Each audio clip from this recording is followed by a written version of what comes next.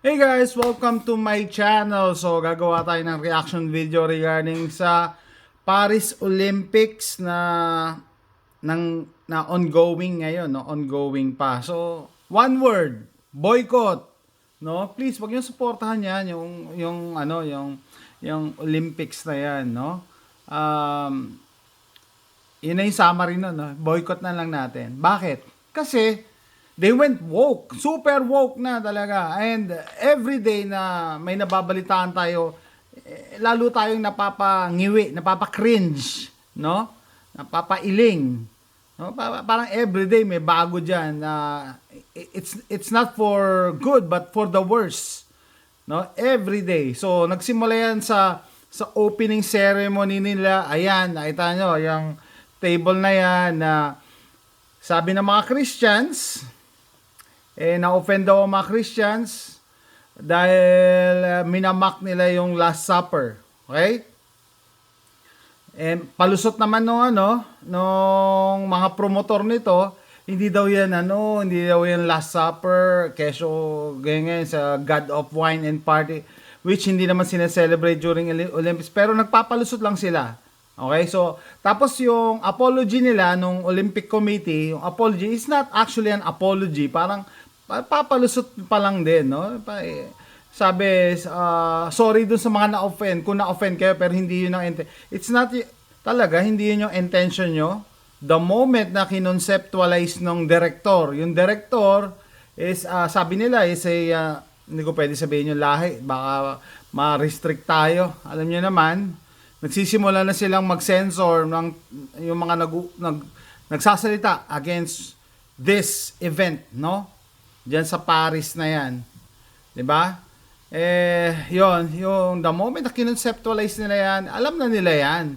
And ang nakaka-alarm diyan, sayang hindi ko na nakita, hindi ko na capture yung clip, no? Meron dong may mga reporters diyan sa Paris na nag-interview ng mga attendees na tinatanong kung na-offend ba kayo. Ang sinabi ng mga in-interview, ay hindi, okay naman, maganda yung they don't care, no? They don't care kung anong nangyayari diyan, no? Ano yung kasamaang binobroadcast ng mga promoter. They don't care. Yan ang kaya papasok na naman yung kasabihan na evil triumphs because good people do nothing. Kasi wala tayong pakialam. Majority talaga ng mga tao walang pakialam. Okay? And then meron pa may pinasok na question bakit palagi ang inatak nila yung mga Christians, mga Catholics? Ba't hindi nila i-attack yung yung mga Muslims or Islam or yung other religion? Kasi, 'di ba? Pag sinampal ka daw sa kaliwang pisngi, ibigay mo yung kanan mong pisngi. Yun yung turo sa sa Catholics, no? Sa Christian world. Which alam nila na hindi papalag. Pero pagka Muslim ang pinagtawanan nila or minak nila, Paris will burn to the ground daw the next day mismo. 'Di ba? Yan naman talaga 'di ba? Hindi pumapalag ang mga Christians. Pero dapat magsalita na tayo pumalag. Para mag-start 'yan, kailangan natin i-boycott tong Olympics na yan. Hindi ang kawalan sa buhay natin pag binoycott natin. Okay? And the more nga na may mababalitaan tayo everyday, meron na naman silang Anyway, so ito, dinideny nila na hindi daw yung Last Supper. Okay, pero itong si Taba, yung nasa gitna, nag-post siya sa My Day niya, hanapin nyo na lang, na ito daw yung gay Last Supper nila, parang ganun. No? So, puro kabaklaan kasi to. Wala tayong problema sa bakla, pero, anong purpose nito sa sports? Yan ang hindi nila masagot. Anong purpose nito sa Olympics? Na kung saan iba-ibang religion, iba-ibang race nagsama-sama sa isang lugar para mag-compete, no, sa sports. Anong kinalaman nitong kabaklaan na to? Or itong LGBT agenda, anong purpose? Sa palusot pa nila, kasi yan for inclusivity. Talaga, yung sinasabi nyo bang inclusivity na yan, included ba dyan yung mga Christians? Yung mga Catholics? Yung mga straight, included ba dyan? And then meron pa dito, yung itong isang to, no? Nakalabas yung balls niya. Sinesensor ni FB, pero ba't hindi sinesensor ni FB ang Olympics?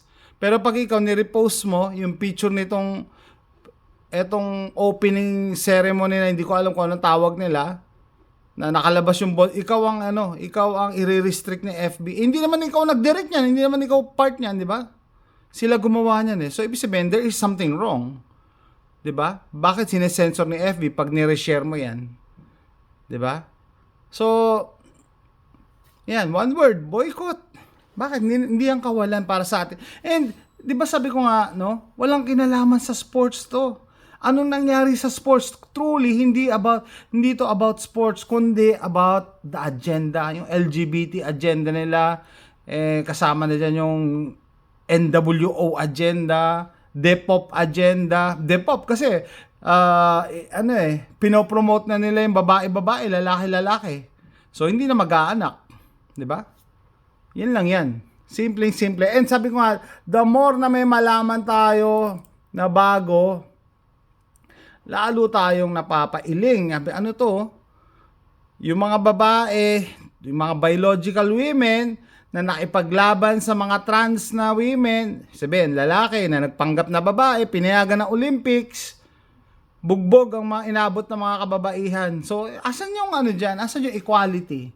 Alam mo, they are crying equality pero ang kawawa mga babae. So, dapat talaga babae ang nagsasalita. Dapat babae ang dito, nag-aalsa eh. Dapat ang hindi dito mapigilan sa pagkontra, dapat mga babae kasi kayo ang kinakawawa dito. Yung gender nyo ang kinakawawa dito. Hindi ba kayo napapahiya? Sinasapawan na nga kayo sa mga beauty contest, pati sa sports. Kawawa kayo sa sports. 'Di ba? Alam mo, meron dito a few years ago sa Texas, pinayagan nila yung transgender na babae mag-compete sa babae, no? Lalaki, nalilito na ako eh. Yung lalaki na nagpapanggap na babae, pinayagan nila na mag-wrestling sa babae. Alam nyo, nabiyak yung skull ng babae dito sa Texas. Kaya si Governor Abbott pinagbawal na yung ganyan eh. Kaya nagtataka ako, ba't sa Olympics pinayagan? Hindi nga nakalusot tong boxing na to sa sa World Boxing Organization yata eh. Hindi nakalusot yung mga transgender na yan, pero sa Olympics pinayagan. Bakit? 'Di ba? So nakakapagduda talaga. And buti naman may mga kababayan tayo, no? Na umaalma rin. Sama na si James Deacon, nakita ko kanina eh. Ayan, no, sabi niya, James Deacon, welcome to the Woke Olympics where you are not allowed any religious images. Unless, of course, it's for the purpose of mocking a particular one in an opening ceremony, but you are allowed to have boxers that failed the gender test to compete against women. Okay, so meron dito, isa. Ayan, mga lalaki, ginugulpe, mga babae. Ayan, Brazilian surfer. Hindi pinayagan kasi may image ni Jesus yung niya, surfboard niya. 'Di ba? I mean, meron pa ako, sayang hindi ko na sama yung isang, hindi. Sige, papakita natin yon. Ito pa, malupit. Sige, pag-usapan na natin. Si Miss Rica Peralejo, na para sa akin isang napaka good example ng isang lukewarm Christian. Hindi ko kinoconsider sarili ko na reliyosong tao, pero I mean, dati ka naguhubad, tapos nangangaral siya. Alam ko napailing din ako nung nangangaral na siya na ay masama daw na iano yung katawan ng babae. Talaga? Samantalang nung nakikinabang ka, kumikita ka ng pera, never pumasok sa isip mo. Ngayon nangangaral siya, masama daw magubad. Tapos ngayon, hindi raw siya na-offend dun sa nangyari. I mean, asawa nito, pastor ha? Nakapag-asawa to ng pastor. Hindi raw siya na-offend. No? Diba? Hindi raw siya, yan ba yung tinatawag na lukewarm Christian? Nag-Christian-Christianan ka, on paper lang, or pag may nakaharap lang na tao, pero deep inside, ano ba talaga, I question your faith, Miss Rica. No, kino-question ko. And yung religious affiliation mo, pati yung pastor na asawa mo. kung ganyan ang pananaw mo. Ako, hindi ako reliyosong tao, na-offend ako doon sa ginawa ng Olympic. Kitang-kita makikita mo talaga yung pangmamak nila sa Christian faith. Kitang-kita. Aminado na nga yung ibang cast nun eh. Aminado na nga eh. Nagsorry na nga yung Olympics eh. 'Di ba? At saka yung director, inamin niya na inspiration niya yung kay Michael Angelo na Last Supper, 'di ba? Ano pa ba?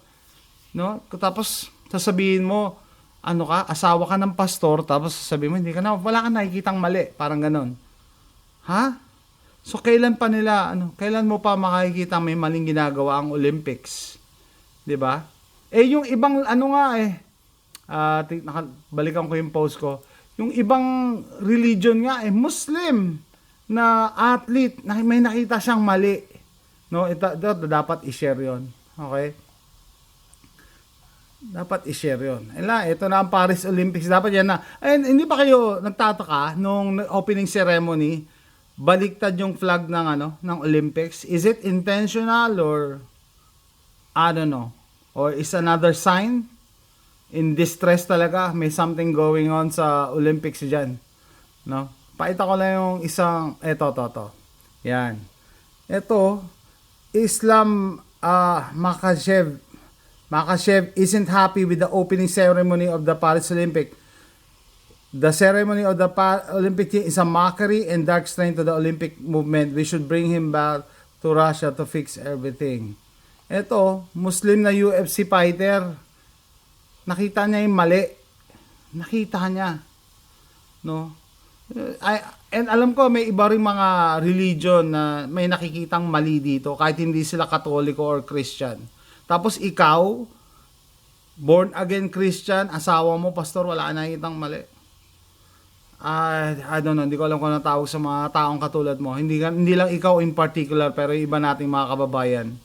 No? It's one thing na i-accept natin yung LGBT, no, na mga kakilala natin or kasama natin sa society.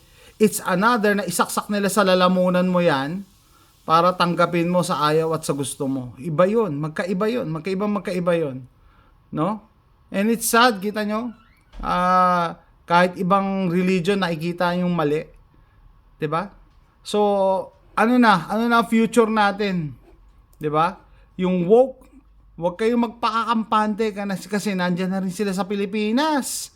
Kahapon lang may nakita akong post ng ABS-CBN na meron daw school diyan, public school na naglagay na ng gender neutral na bathroom. Diyos ko po, nandiyan na sila. No? Huwag kayo, if you give them an inch, kukunin nila yung buong kamay nyo. No? Iba naman yung acceptance na ipagpipilitan nila na yung agenda nila Tapos nag-i-story time na yung mga transgender dyan sa Cebu. Shout out doon sa mayor na pumayag. 'Di ba? Ito yung woke agenda, guys. Abangan nyo. Parang kapit. Kasi papunta na tayo sa exciting na part.